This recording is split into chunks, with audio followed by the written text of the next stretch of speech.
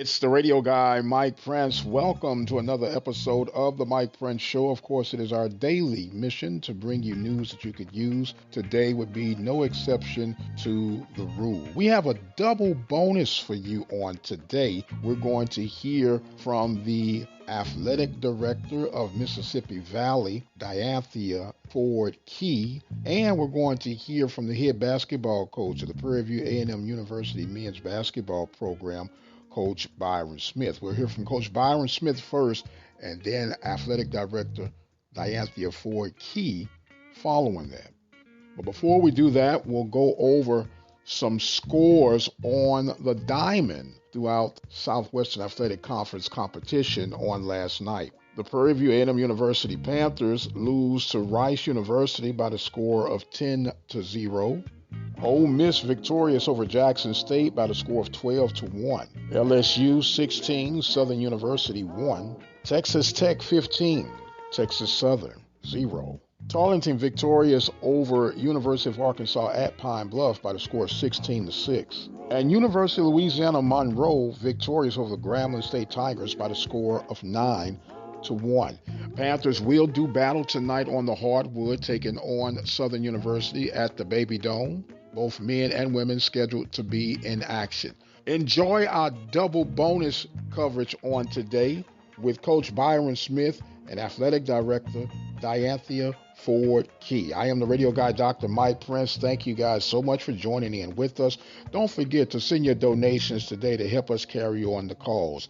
Go to the website, obnradio.com, click on the donation button, and simply join forces with us today. And welcome back to the Brazos Valley Schools Credit Union Hotline. We are fortunate to have on the line with us head basketball coach of the men's Prairie View basketball program, Coach Byron Smith. How you doing, Coach, man? Job well done on a tough road trip in Alabama. Doing well, Mike. Thank you very much. It was tough, but we were able to get on the other side of it, still with our good conference record intact. Yes, sir. The conference record is intact. Now you're coming home for the final stretch of the regular season, taking on Southern and Alcorn.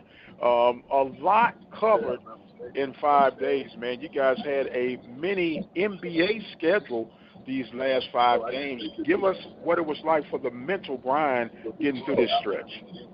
It was tough on everyone. We didn't really want to talk about it a whole lot because we didn't want to alarm the kids or give them the notion that it wasn't possible to be able to do. But we knew there was going to be some challenges on them mentally and physically. But, hey, they stood the test of time. I'm really proud of them. I don't think anyone else in the country has had a schedule like what we at Texas Southern have had for the past, week or so. But like I said, again, I'm really proud of them that they were able to stand up, answer the call, and be able to get the job done, which is what our goal and what we were trying to get accomplished. Now, Coach, I know you're young in your career as far as being a head coach, not a coach, but a head coach.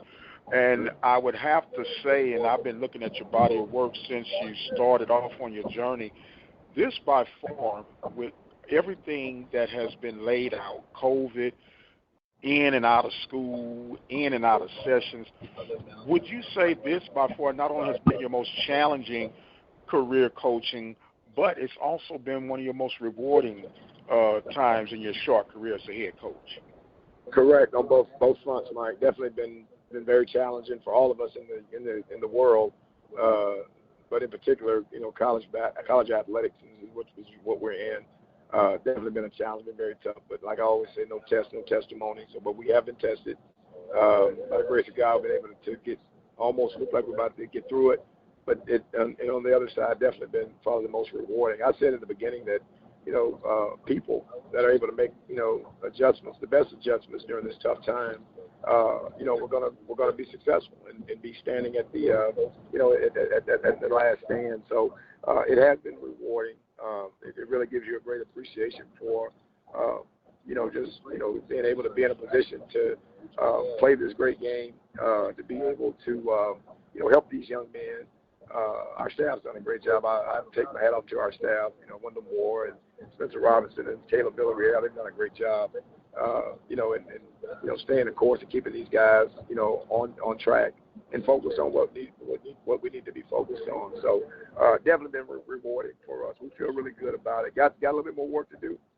But definitely are blessed to be in the position that we're in right now, Mike. Absolutely. We're on the Brazos Valley Schools Credit Union Hotline Special Edition with Coach Byron Smith. They're actually en route coming back from Alabama as we speak, and I can hear the chat in the background, guys kind of relaxing. And, no, that's a good thing. That's always a good thing, Coach.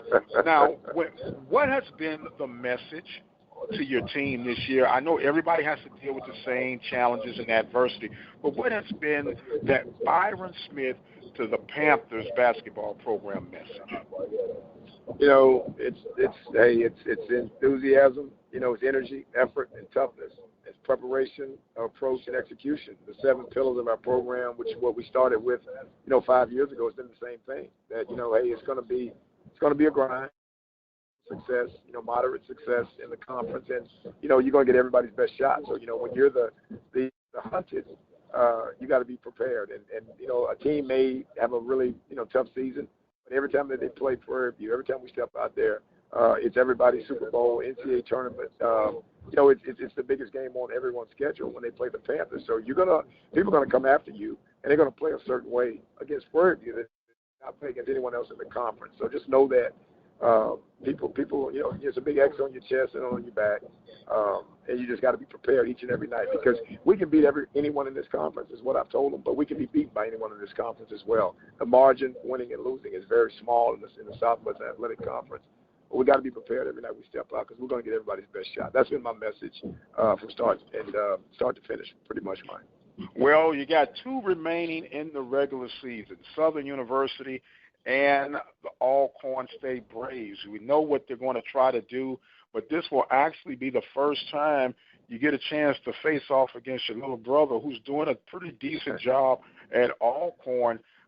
What are going to be some of your keys? I know first things are first. You got Southern first, and then not trying to look past them to match up against Alcorn as well. Well, Southern is, always presents a challenge, because they're athletic and they're quick, and they like to get up and get in your face and pressure you and try to turn you over and make you play at a speed that you don't want to play. So, they're a formidable opponent. They've always been solid. I don't think they've had quite the season that they thought that they would, because I think they were looking to, win the outright conference title. And, it's not, doesn't look like that's going to happen with 3 losses, but they're still very formidable. So they'll be tough. They'll present big challenges for us. And then obviously on Saturday, as you said, Landon Bussey's done a really decent job there at Alcorn, and some tough challenges for him and everything. And it being his first opportunity to be a head coach, I would say I would give him definitely more than a passing grade. But, they play a lot like us, and it's going to be kind of when we face up against them, because a lot of things that we do, they're doing, as we see on film. And he's taken a lot of things with him, from our system, and he's implemented it over there. And it looked like it's had, some pretty decent success. I think it's going to get better for him. He gets out this year and recruits a little bit in the off season. I think they're going to be formidable, but they'll be very difficult games for us coming up. But we got to finish the job. We got 2 more to go, and we got to finish. And I'm very optimistic that we will finish and that we'll be successful Thursday night against Southern and Saturday afternoon against Alcorn. Well, Coach, I told you at the beginning of this journey, you go out and do the X's and the O's and getting the teams ready, and I'll do all the talking, right? So I'll let you know I've been holding up my end of the bargain. You have a unique situation going on between you and Jackson State. Both teams are undefeated, and it would be, to me, an injustice if both teams finish the season undefeated, even though Prairie View would have a couple of more wins, and I know they have a formula worked out. I say before the tournament even starts, everybody meet in Birmingham and play winner take all for the regular season champ, because I don't like the thought of co-anything. How do you like that, way that sounds, Coach? I'm with you, Mike. I agree 100%. I don't like it either, and we've actually reached out and tried to make that happen, not necessarily in Birmingham, but before. And I don't know what the response was, but I just know that it's not on the schedule, so I can assume that it was a no.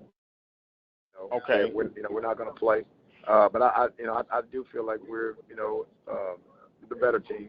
It's not to be cocky or braggadocious. I just think that the way that we play and the way that we play, We present a lot of challenges, and I would like to just have a winner-take-all type of a deal, but I just don't.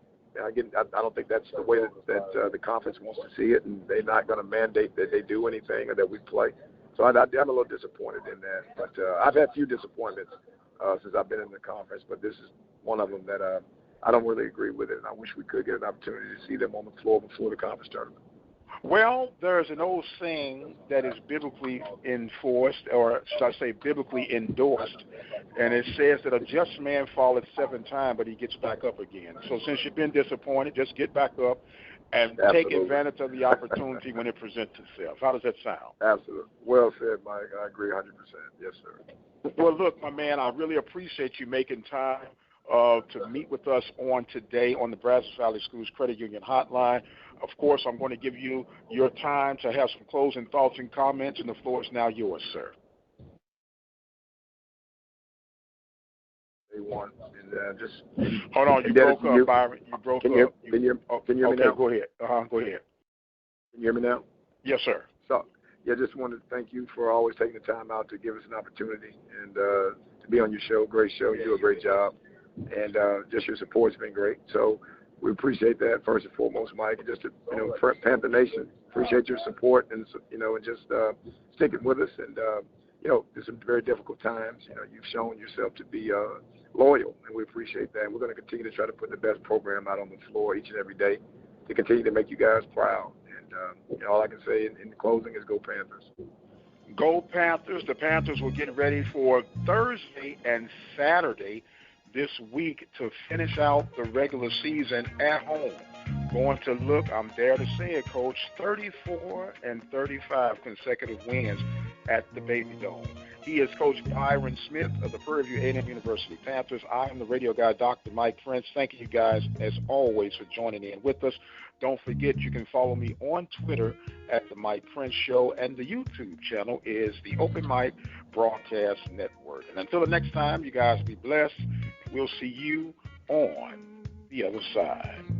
The Open Mic Broadcast Network would like to take this time to recognize its sponsors and underwriters: Attorney Lee Van Richardson, Brazos Valley Schools Credit Union, Prairie View Athletic Club, Temple of Refuge Ministries, Reflections Paint and Body Shop, Helping Hands Lawn Service, Diva Skin Conditioner, Purple Drip Daiquiri and Grill. For more information on how you can become an underwriter or a sponsor here at the Open Mic Broadcast Network, our number to call is 832-213-8824. Serving the community through faith and athletics. The Open Mic Broadcast Network, Prairie View, Texas. Serving the community through faith and athletics. The Open Mic Broadcast Network. It's the radio guy, Mike Prince, and we are back on the Brazos Valley Schools Credit Union Hotline. We are going down to the Delta. And, man, you're talking about Sam Cook, and a long time coming. We are excited to have on the line with us the athletic director of the Mississippi Valley State Delta Devils, none other than Miss Dianthia Ford-Kee. Good morning, and how are you on today? Good morning. I am feeling great and always excited to see what a new day is going to bring. Yes, ma'am, and we're both excited about that and pray that the family is well and everyone is safe and protected from the luring effects of COVID-19.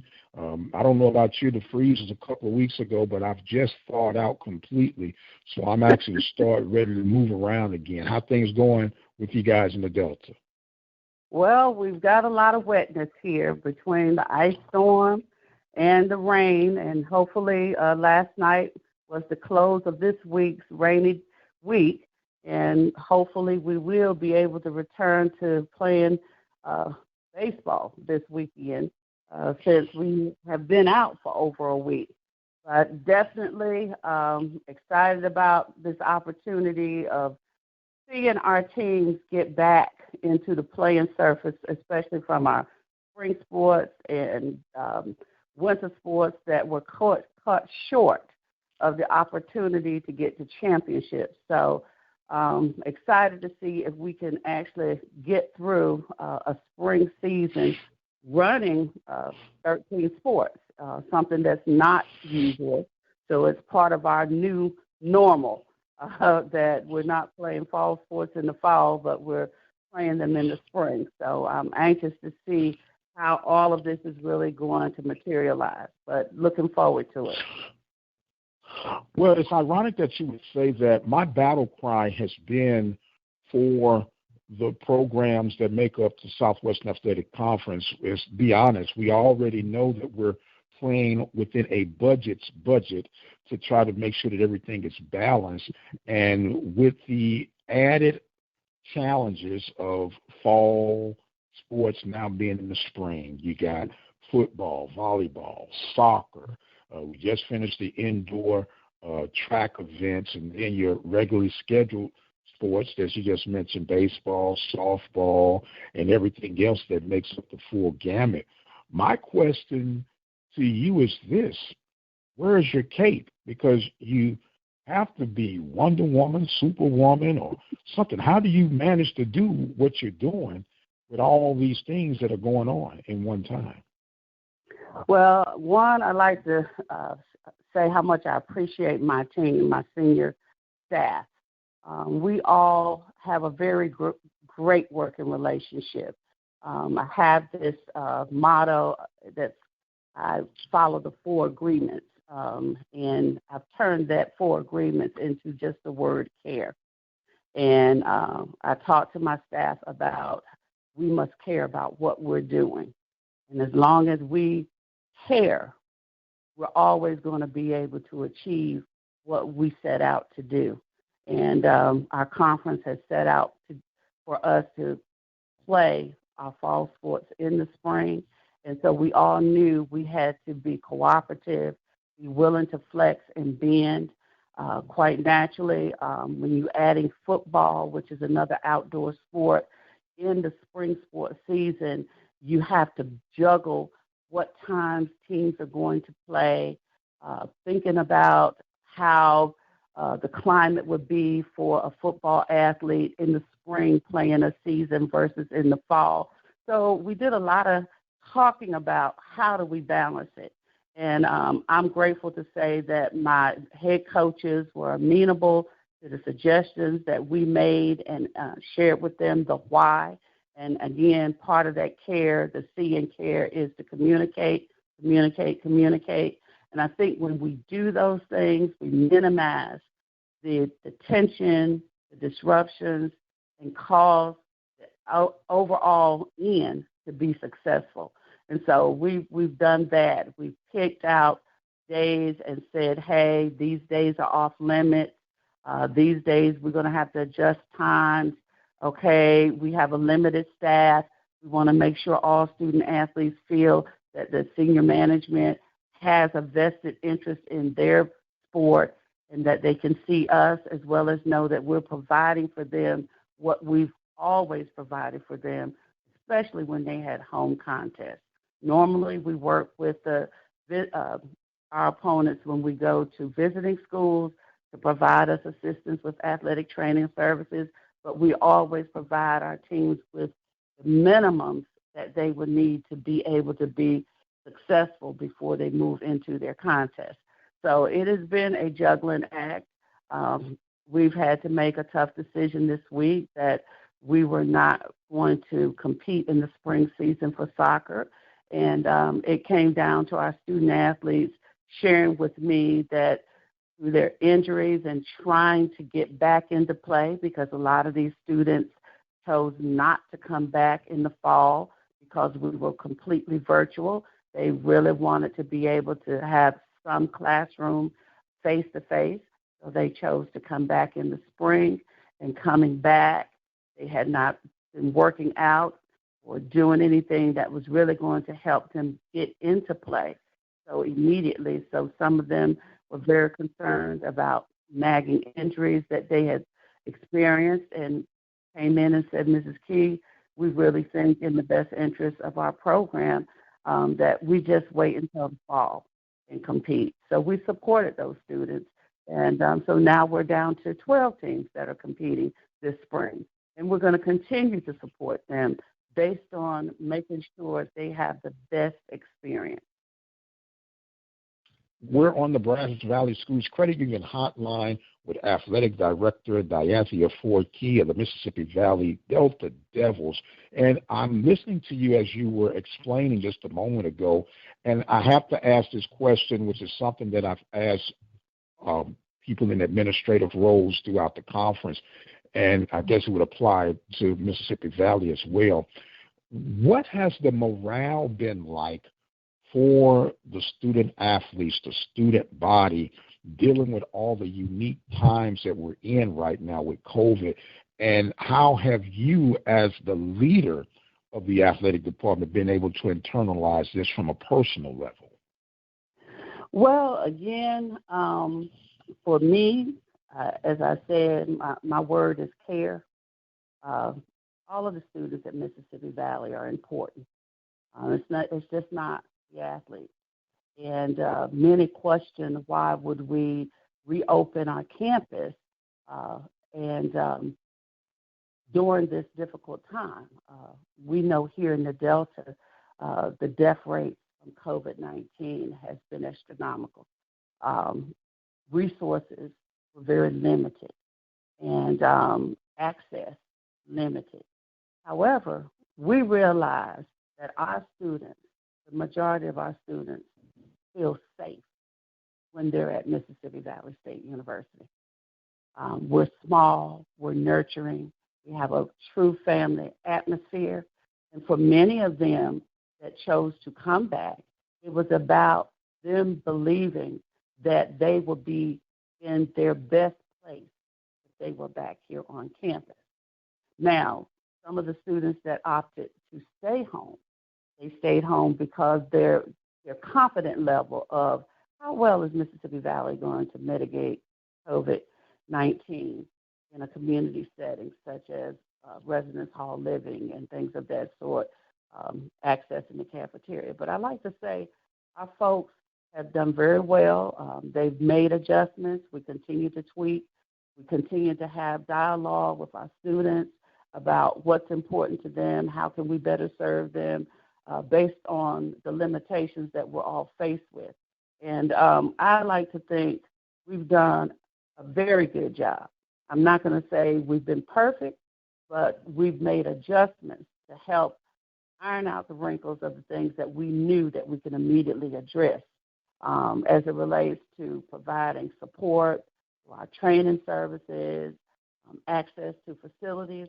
We've built rotations. We've made adjustments. We moved the football weight room to our alternate basketball location, which is the Lackey, and we've given a bigger environment for our football and total department to get workouts in, give them that safe space.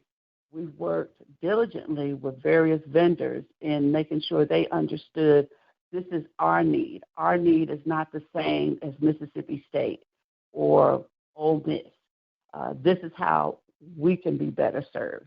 And I think through dialogue and communication, we've done a great job with that.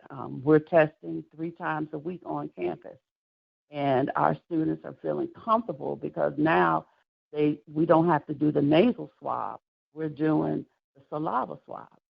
And now we're getting students on campus to buy in, and they want to test, and they want to make sure that they're not carrying coronavirus and asymptomatic and didn't know.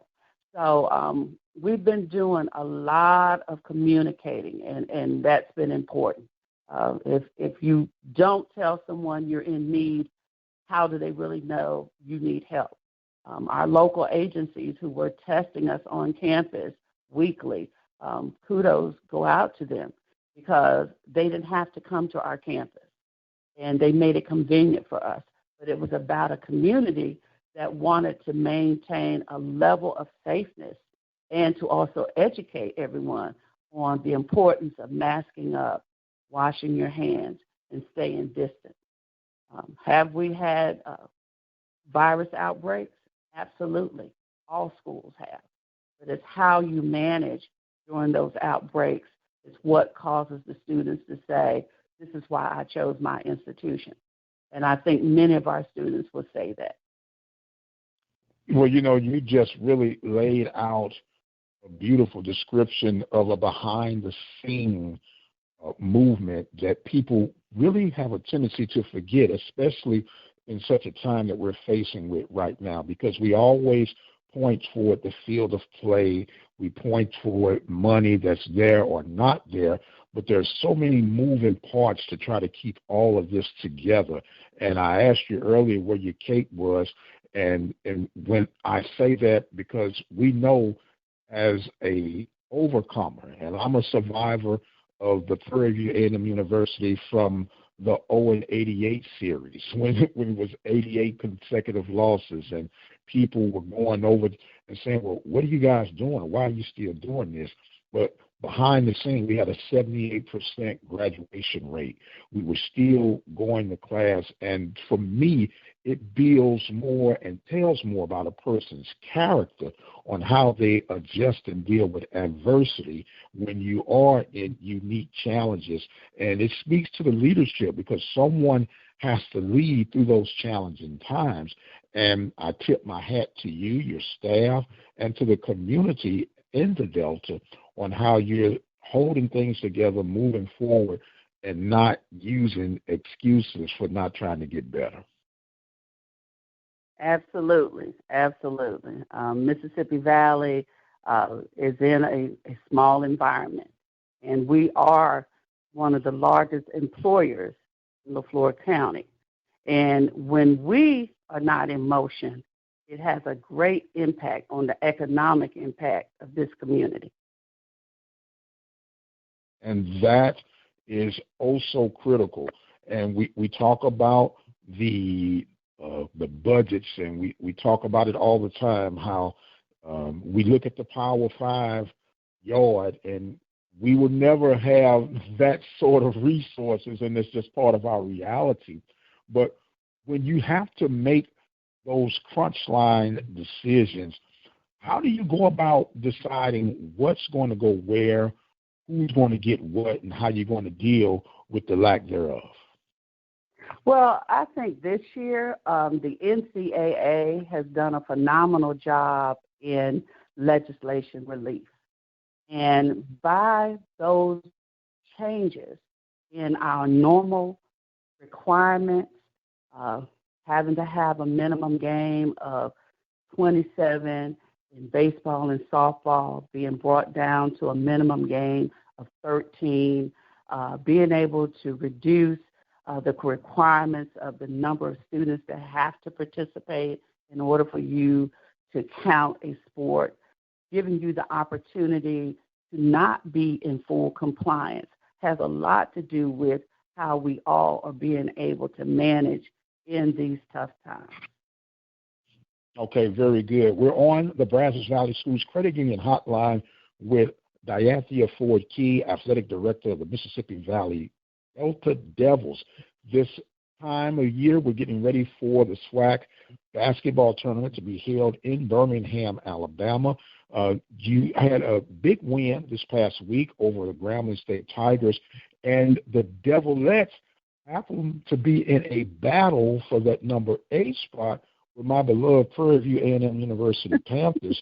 And, I guess we're going to put the gloves on right now, Coach, and go at it. But you got to be excited about the potential of where your basketball programs are heading, and the last minute.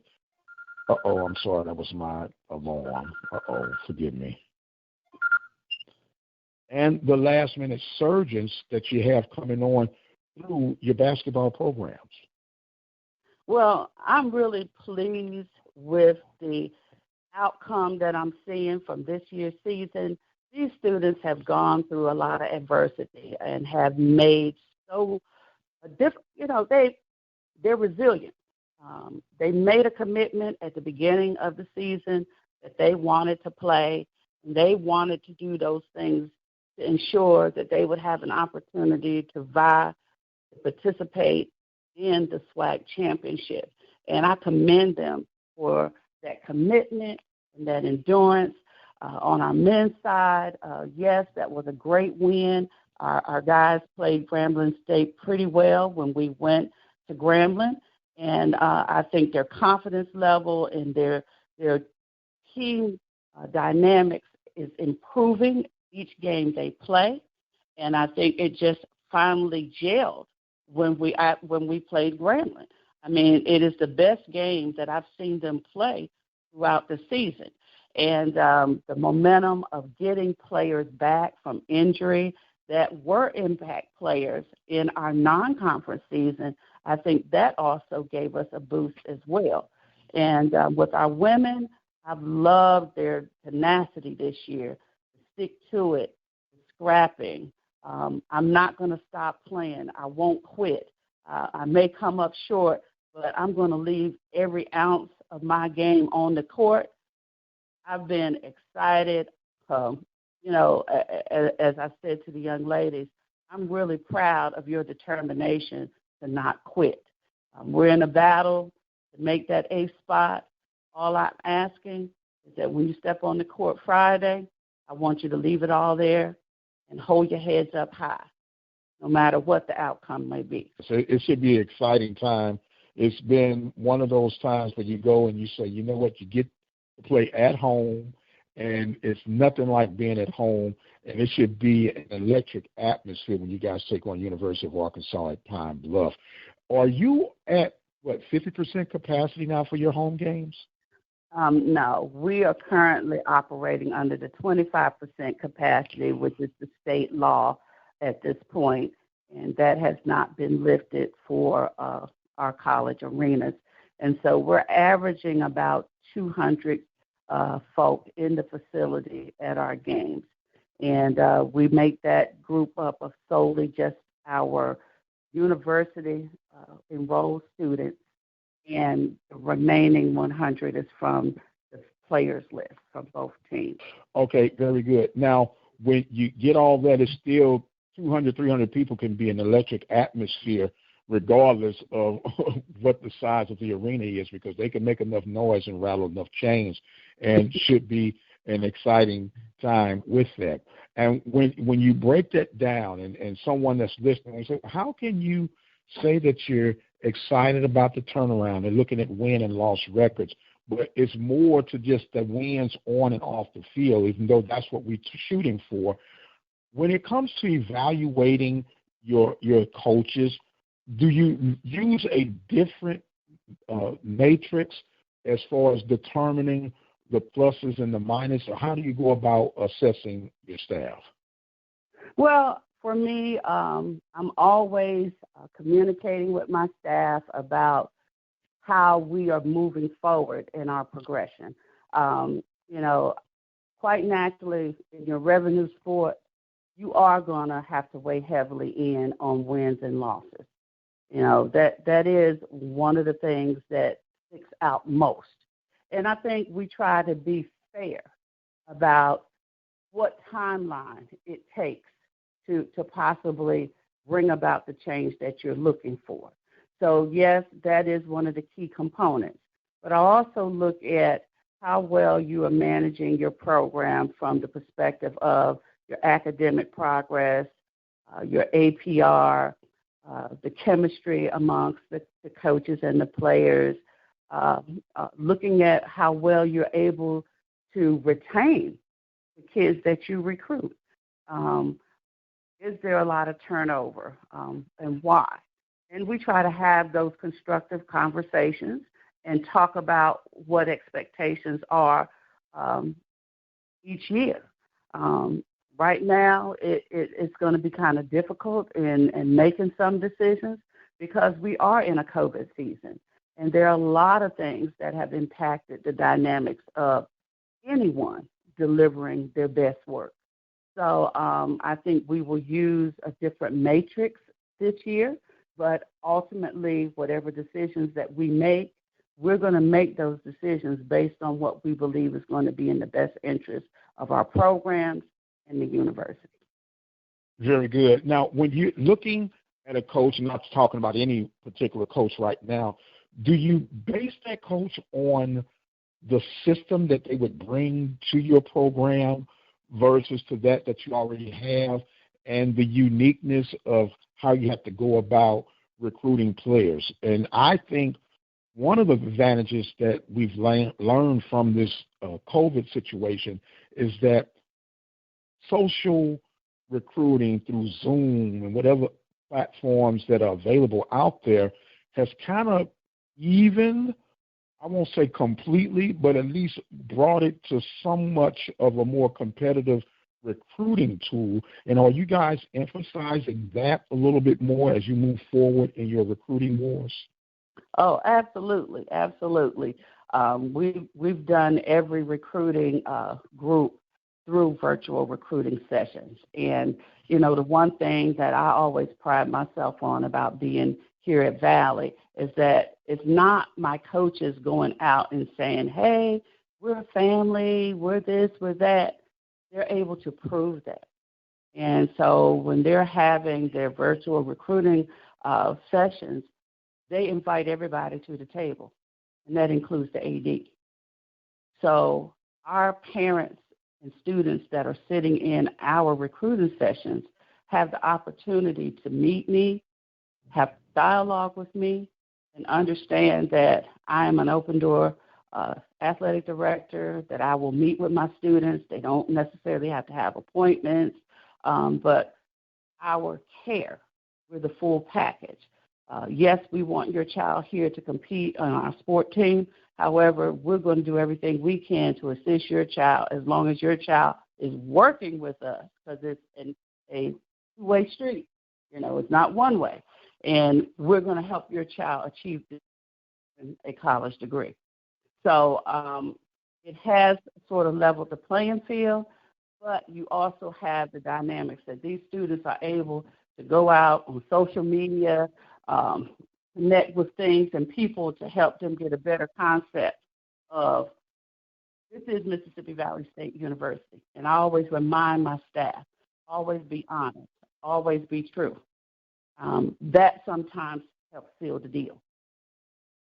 Because yes, ma'am. People know you're being genuine, and how much does that genuine weigh into their decision to choose Mississippi Valley?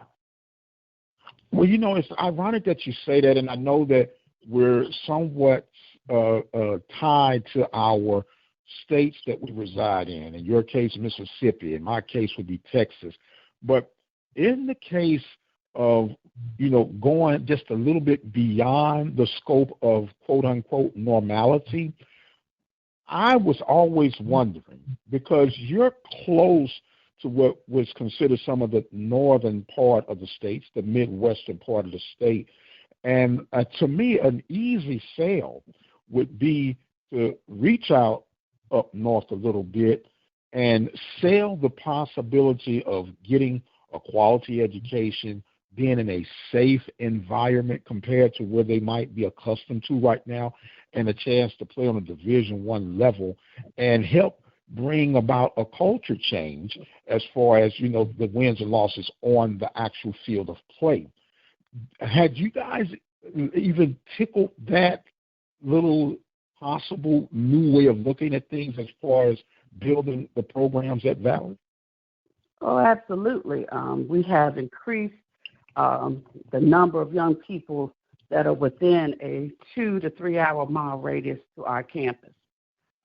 We also feel that we have graduated quite a few locals in the LaFleur County, Sunflower County, Bolivar County, and that's also selling back why Valley. I went to Valley, here's my experience, and here's why I'm trying to encourage you, stay local, stay home. And many of these students are thinking about staying closer to home because of COVID.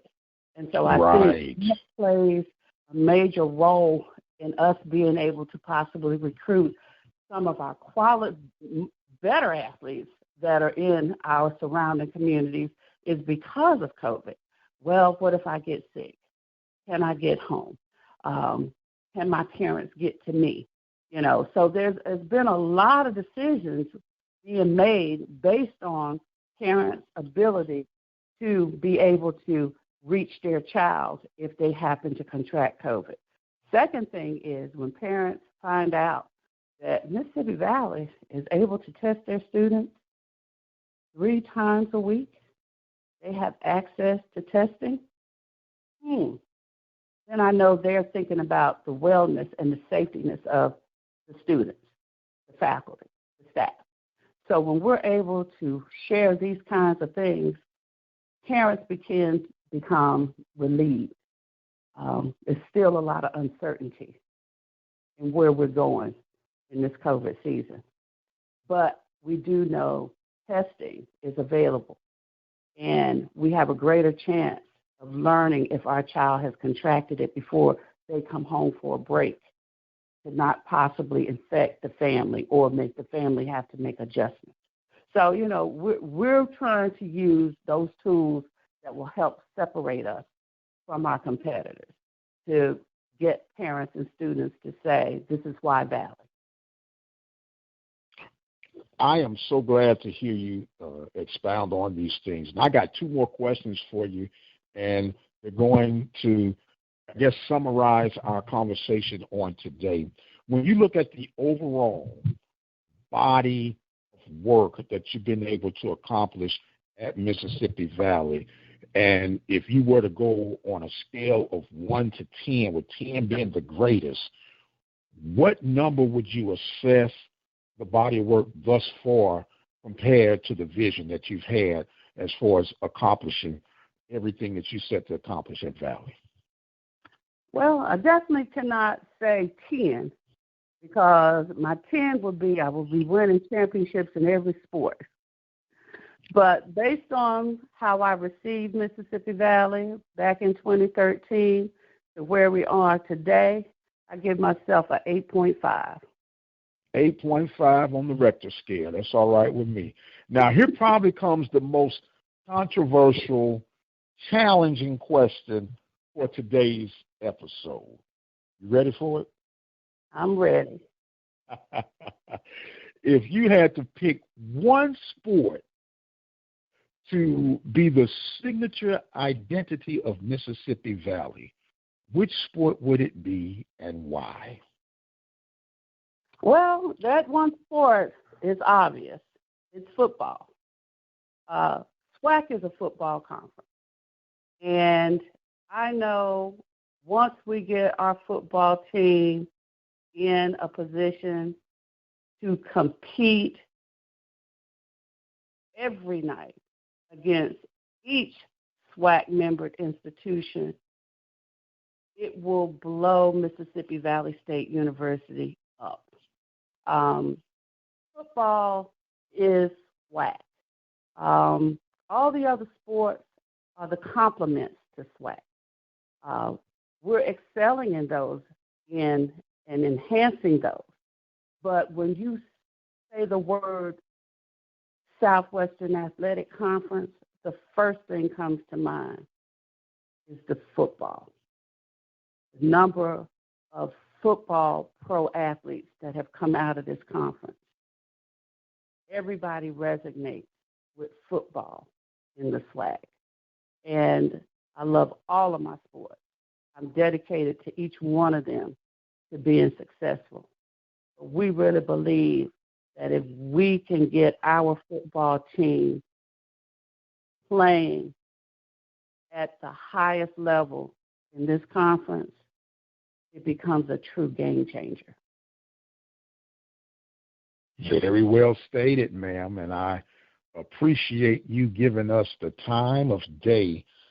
As I stated earlier, Sam Cook said it's been a long time coming, but we are so glad that we were able to connect with you on today. Our custom here at the open mic is that we allow our guests to have some closing thoughts and comments, and the floor is now yours, ma'am. Well, we're embarking on the opportunity of turfing our football field and making some cosmetic updates. And we're looking for all those that love Mississippi Valley State University to support us in this new campaign, Touchdown for Turf. And we're looking forward to having folk come to our campus and look at our beautiful facility and say, this is the reason why I chose Mississippi Valley State University. Not solely because of the sport, but also knowing that I'm going to get a quality education from the Valley. Very well stated, ma'am. Thank you again for joining in with us on the Brazos Valley Schools Credit Union Hotline. She is Dianthia Ford-Kee, Athletic Director of the Mississippi Valley Delta Devils. I am the radio guy, Dr. Mike Prince. Thank you again for joining in with us. Don't forget you can follow me on Twitter at The Mike Prince Show. The YouTube channel is the Open Mic Broadcast Network. Our website, obnradio.com. And until the next time, you guys be blessed, and we'll see you on the other side.